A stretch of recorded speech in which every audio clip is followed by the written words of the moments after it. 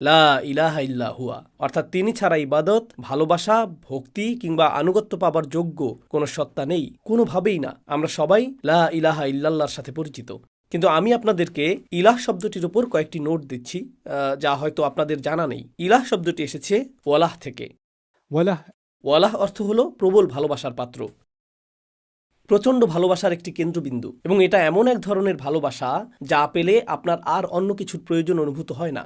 যখন কোনো ভালোবাসা সম্পূর্ণরূপে আত্মতৃপ্তিদায়ক হয় তখন আরবিতে তাকে বলা হয় ওয়ালাহ অথবা উলুহ।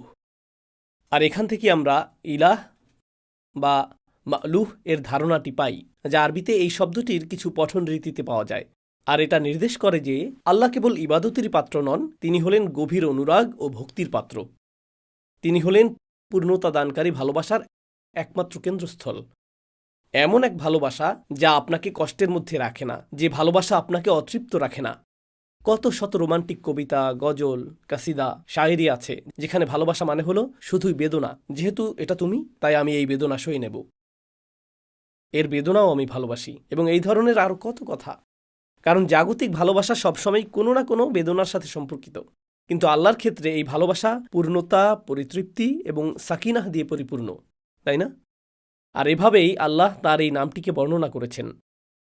ইলাহ শব্দটির অর্থ আরবিতে আলিহা। অর্থাৎ ফাজা ইলাইহিও বোঝায়।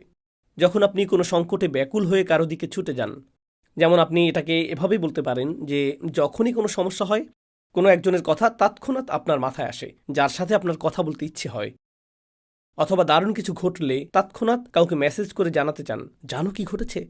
এমন ব্যক্তি যার কাছে আপনি ছুটে যান। ইলাহ এর অন্যতম একটি অর্থ হল যে কোনো পরিস্থিতিতে আপনি যার মুখাপেক্ষী হন। আপনি কেবল প্রথমেই আপনি যার কাছে যেতে চান। আর প্রসঙ্গত মুসলিমদের মধ্যে এই বিষয়টা প্রাকৃতিকভাবেই রয়েছে। চমৎকার কিছু ঘটল, আলহামদুলিল্লাহ। খারাপ কিছু ঘটল, আস্তাগফিরুল্লাহ, সুবহানাল্লাহ, লা হাওলা ওয়ালা কুওয়াতা ইল্লা বিল্লাহ। যেন আমাদের স্বভাবটাই এমন, আমরা তাৎক্ষণিক আল্লাহর দিকে ফিরে যাই। আর এটাই মূলত ইলাহ হিসেবে আল্লাহর প্রতি আমাদের স্বীকৃতি, এমনকি আমাদের সংস্কৃতিতেও রয়েছে। এটি খুবই চমৎকার একটি বিষয় যে আমরা এমনটা করি। যে কোনো পরিস্থিতিতেই আমাদের কাছে আল্লাহর দিকে ফিরে যাওয়া এবং তাকে সেভাবে স্মরণ করার একটি সহজ উপায় রয়েছে।